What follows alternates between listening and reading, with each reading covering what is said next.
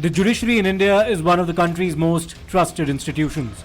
Its independence is cherished because it is integral to the system of checks and balances that should exist in a mature democracy such as ours.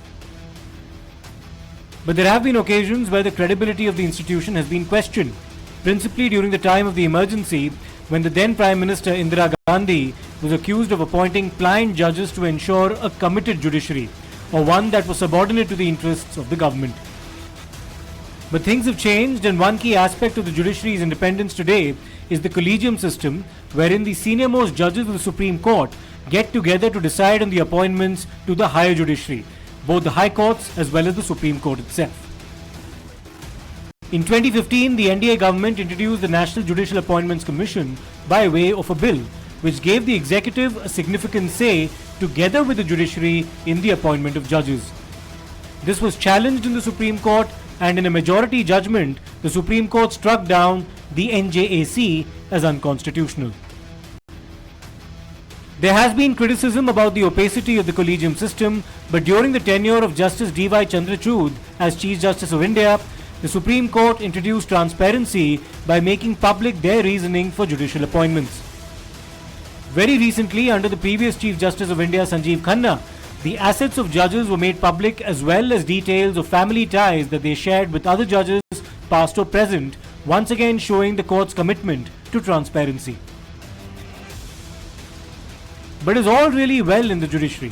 On the night of March 14 this year, there was fire reported at the residence of Justice Yashwant Varma, then a judge of the Delhi High Court. Justice Varma was travelling in Madhya Pradesh at the time, but what the fire service officials as well as the police saw at the storeroom of his residence that night left them and later others shell-shocked. Large amounts of currency of Rs 500 denomination were found burning in that fire. One witness claimed that these piles were 1.5 feet high and extended from wall to wall. These people from the NDMC, they have collected burnt notes of 500 from here, and clearly you can see that they are claiming that from this particular debris area 500 burnt notes were being collected. We'll try to get more words from them. Surendra जी, यहाँ पे कितने आपको note मिले थे जले हुए? 20-25 note थे वो जले हुए थे वो। 20-25 नोट थे, मतलब 500 के थे, 2000 के थे? 500 के नोट। 500 के नोट? हाँ जी। और ये किस दिन की बात है, अगर बता पाए? ये 4-5 दिन हो गए सर। 4-5 दिन पहले मिले थे। तो आपको आइडिया है कि इसी मकान से आए? नहीं सर, इतना आइडिया हम भी बता सकते हैं, क्योंकि ऐसा कूड़ा तो कहीं से भी आ सकता है। कूड़ा कहीं से भी आ सकता है। तो 20-25 ही थे? हाँ, 20-25 नोट थे वो। और ये कहाँ से मिले आपको? सर इस तरफ से मिले थे, यहाँ से। अच्छा, ये नीचे जो कूड़े हैं वहाँ से मिले थे? तो उसके बाद और मिले? नहीं, उतने ही मिले थे बस। उतने ही मिले थे। उसके बाद नहीं मिले। So there you go, that he has collected 500 rupee debris from the area, from the NDMC area, because see, at this particular point, this is the area where they are claiming that they have collected the burnt 500 rupee notes. ये जले हुए note थे यहाँ पे, ये हम कूड़ा उठा रहे थे, तो उसमें पूरा नोट जला हुआ था, बीच का हिस्सा बचा हुआ था सिर्फ। 5 जगह नोट थे। अलग सा नहीं लगा कि भैया आप इतना बड़ा इलाका है? नहीं, वो हमने की सोचा, मैंने यहाँ किसी के घर में आग लगी होगी, उसके पैसे जल गए होंगे शायद, तो उसका कूड़ा यहाँ गिरा था, वो हम उठा रहे थे, उसमें से 500 के नोट निकल रहे थे जले हुए। तो कितनी तादाद में होगा, कितना दे होगा वो? ऐसे देखो ही मुश्किल से 20-25 नोट तो ऐसे थे, और कुछ कूड़े में जा चुके थे, जो दिख रहे थे हमें वही उठा रहे थे हम। तो आपको पता है कि किसका घर है? ये तो पता नहीं सर किसका घर है, लेकिन ये हमें ये पता है कि यहाँ काम करते हैं हम, तो छोटी गुलाई में से ही कूड़ा यहाँ का गिरा है।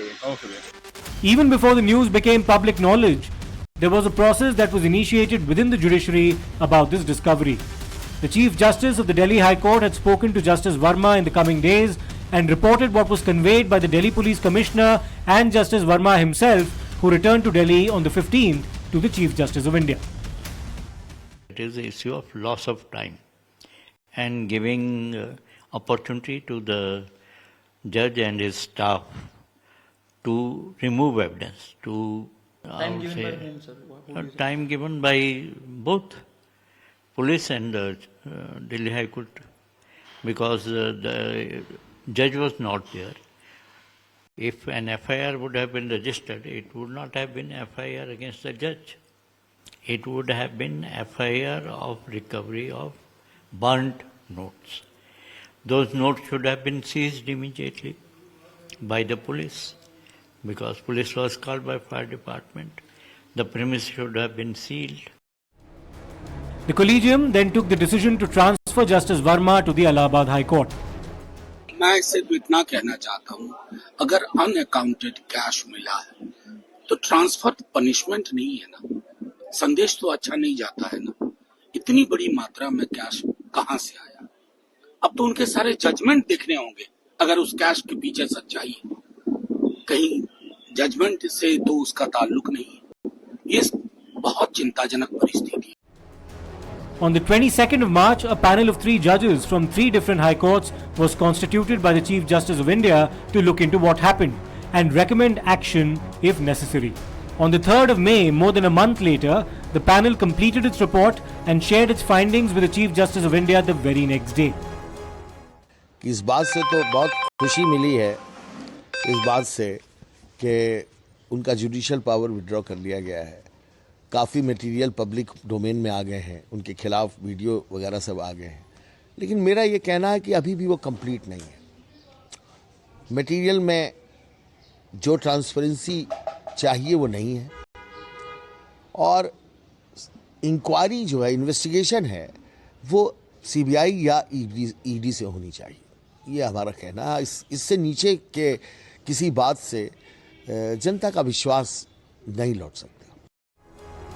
The Chief Justice of India wrote to Justice Yashwant Varma on May 4th asking him to either resign or voluntarily retire, in the absence of which steps would be initiated towards his removal. On the 6th of May, Justice Varma responded in a detailed letter where he once again reiterated his innocence, calling the findings of the report as factually erroneous and perverse, and refused to resign or retire. Times Now's Group Editor-in-Chief Navika Kumar has seen the 64-page signed report submitted by the 3 judges to the Chief Justice of India, and also the correspondence of the Chief Justice of India with Justice Varma and the latter's response. Details in this report clearly show us, and these completely rip apart Justice Varma's already very fragile line of defense. Video evidence of his staff's presence and complicity. Let's first see the video. This has been shot by one of the first responders on the intervening night of 14th and 15th of March. Mahatma Gandhi में आग लग रही भाई।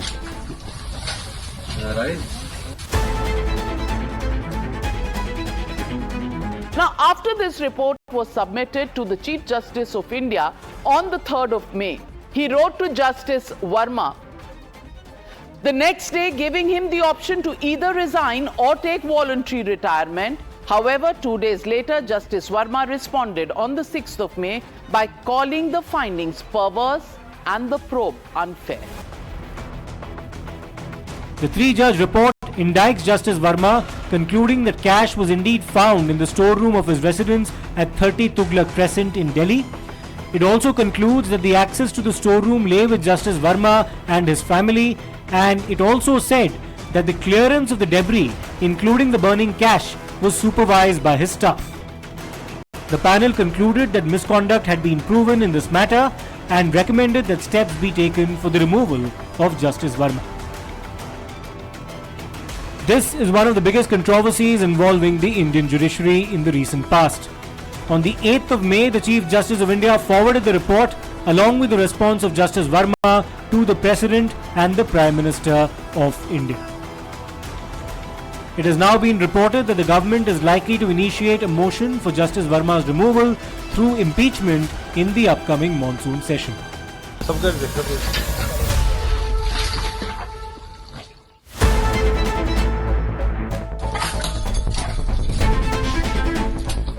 महात्मा गांधी में आग लग रही भाई। Justice Varma, in his response to the report, also claimed that he was not given an opportunity to cross-examine witnesses or expose gaps in their testimony. He had also made a 101-page submission to the committee. But in the report itself, the committee had made some key observations, stating that the burden of proof initially rested with the committee to prove there was burnt cash discovered in the storeroom.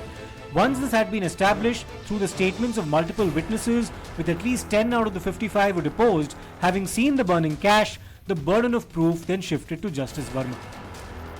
It's a massive exclusive that Times Now has access. It's a burnt piece of the 500 rupees note. See, from the day the incident has come into light, we had seen that visuals yesterday had been showing of the burnt 500 rupees notes. Today morning we had seen that the burnt furnitures were kept in one place, but there was no traces of the cash. But we have finally accessed and found a burnt piece of the 500 rupees note that we are showing to our viewers. We have also spoken to the NDMC staff workers who were here. In fact, the NDMC staff workers have said that 4-5 days before they had collected around 25 to 30 burnt 500 notes from this location. I'm heading towards Isha. Isha, please take over. We will walk towards the spot from where we have found the notes. This is the spot where the NDMC truck was present. In fact, they were doing their duty. They were picking up the garbage. And Priyank Tripathi was the one who discovered the note here. And this is the exact place where the notes were found. This is where Priyank is also present. He was the one who discovered the notes here. And one of the bit is also in my hand. Request my camera person to also zoom in as to show the viewers the burnt note and the extent of the burnt that has happened. Over to Priyank now. This is the massive disclosure which we have seen. The investigation actually was very easy. Any agency could have come here. We spotted NDMC officials at this location, and when we came here, our colleagues have picked a few of the notes. And this is the location. This is the wall, first of all.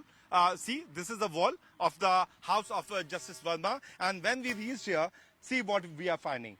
This is the respect which has been given to the note, which is praised like a god here. There's another piece of note. I would like to read out the number, although the numbers are not visible in this, but certainly what we can see that this is 9CE. That is the series of the number of these 500 rupees note, which is lying right here. So the fact of the matter is that over the period of last few hours, since the time the news broke out and we tried to bring out it for our viewers, we have been reporting on the ground, and this is what we are spotting. The color of the leaves are similar. That's why it was difficult for someone to actually spot that how the notes came here. It had been Justice Varma's contention that he was a victim of a conspiracy to frame him. The committee responded by asking, why didn't he file a complaint if there was indeed a conspiracy? Why did he quietly accept his transfer order? And why didn't he secure the CCTV footage and hand it over upon his return to Delhi if he wanted to submit any proof that would give credence to his conspiracy charge? Navika Kumar discussed the contents of the report on Times Now and posed some key questions to top lawyers about the entire matter and the way forward. Report, 64 pages of which I have actually accessed, seen the signatures of the 3 judges. And I want to ask you because in conclusion, the report reads, from the aforesaid enumerated values of judicial life, it is obvious that all the virtues expected from a judge are founded upon the concept of probity. Probity qua a judge is measured by yardstick, which is much more stringent than the probity expected of a civil post holder. But that probity, they say, it erodes the trust which needs to be now viewed very, very stringently. How do you respond to the findings of the committee? Can I do some plain talking? Absolutely, always. What you just read sounds like so much rhetoric.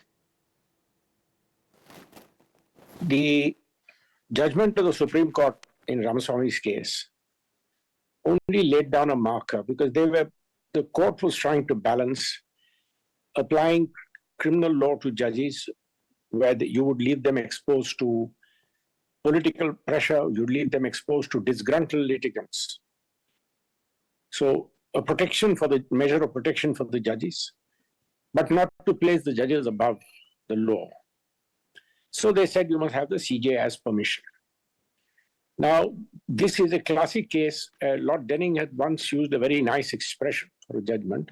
He said, if you take a wrong turn and keep driving, you go off the cliff. This is a case of, I said this earlier and I've said this now. This is a case of taking a wrong turn, and now we have driven off the cliff. When this video reached the Chief Justice, he should have weighed what would he have done if a video like this of a minister had been received and an FIR not been registered. You would have had the Supreme Court up in flames, SIT appointed, BIT appointed, FIT appointed, CIT appointed, all sorts of things appointed, judicial probe, holding the executive to account, etc. Haven't we seen that in the past? On a CAG report, people have been arrested. Now, here is a live video. Is this not good enough case to call the police and say, if this is true, it's a violation of the Prevention of Corruption Act, register a preliminary inquiry report. Discreetly, please. It's a High Court judge. Go and do your inquiry discreetly. But if you find a good enough case to register a complaint, come to us, we'll have a look and then register the complaint. Simple. Why are you in a situation where a sitting judge of a court calls 3 Chief Justices' report perverse? What will the litigant feel? When it comes to your own, you have different standards. So, this is really, I'm very disappointed at this turn of events. That's all that I can say. Don't prosecute, well, set up an in-house committee. The in-house committee not made public. Now, nobody will even look at this report, because if there is impeachment, there will be another judges committee that will give its own response. If there is an application of sanction, then the new Chief Justice will look at its own. Well, so then the judgment is clear that you and I, as citizens of India, just have to sit back, watch this ball of football, game of football going on between Chief Justice, committee. Sorry. I don't know what's going on. We are just sitting there. The judge is under the spotlight. Who's going to take the call? The President of India, the Prime Minister, the Chief Justice, the committee of judges? Who's going to take a call? Amika, there is no football. You see, you're talking about football. There's no football. The judiciary has completed its job. What had to be done? An in-house inquiry, a report, a recommendation has gone. With this, the judiciary has no further role. There's no football. Let me put it the other way. They passed the baton. It's more the relay. The baton has been passed. And the next one, the third leg has to take over. It's not for the judiciary to do anything any further. Mr. Dave, on the 4th of May, when Chief Justice Sanjeev Khanna was Chief Justice of India, he told Justice Varma that these are the findings and he should resign. Subsequent to that, in his response, Justice Varma said that the principles of natural justice have been violated, that he hasn't been given the opportunity to cross-examine witnesses or question the gaps in their testimonies. What do you make of his response? See, I personally feel that if Justice Varma thought that he was innocent and he was being framed, nobody prevented him from filing an FIR, saying that there is a conspiracy against me and against the judiciary. And then police would have investigated. Justice Varma didn't follow that course. Now he allowed, the Chief Justice of India to constitute a committee of 3 most impeccable judges of this country. The committee was a very high-powered committee, Chief Justices of different high courts and a very respected judge of high court. And that committee, gave Justice Varma an opportunity to examine other witnesses and, gave its report. I don't think Justice Varma at this stage really has any right to make a grievance about committee's functioning or to say that he did not get an opportunity. I think Justice Varma is unnecessarily dragging his feet. My own feeling is that Chief Justice would have been well advised. I mean, despite the protection in the Constitution of its removal, nothing prevented Chief Justice from directing an FIR to be filed against Justice Varma. Frankly, this is the only way we can send a message to the members of the judiciary that you better behave. Otherwise, action will be taken against you. And, to allow this long impeachment process to take place is really painful, frankly. It's ugly also. Ultimately, and I don't know whether it will see the, light of the day or not. Because, when Justice V. Ramaswamy was being impeached, it was a battle between North and South members of Parliament. And members of parliament from South felt that Justice Varma was being victimized. So, that motion didn't carry. Now, we don't want that kind of a situation where, people can get away scot-free like that.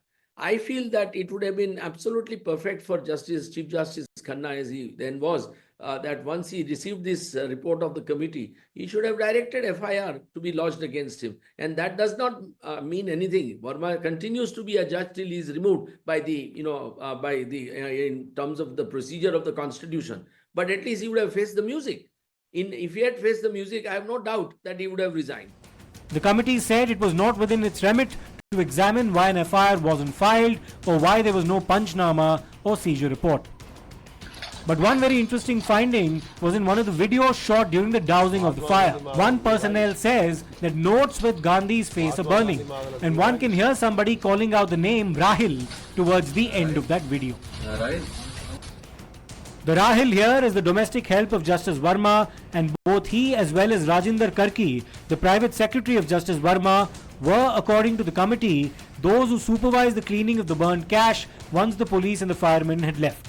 The presence of Rahil and Karki at the front of the storeroom while the fire was being doused appeared to contradict what Justice Varma had said in one of his submissions, that his family and staff were asked to stay away from the site of the fire and that they did not see the burning cash or currency. But here are some unanswered questions. How much cash was found? What was the cash for? Who did all this cash belong to? After it was cleared, where is it now? Will this now all be subject of a police investigation, and should it not have been earlier upon the discovery of the burning cash itself? We hope there are more answers soon.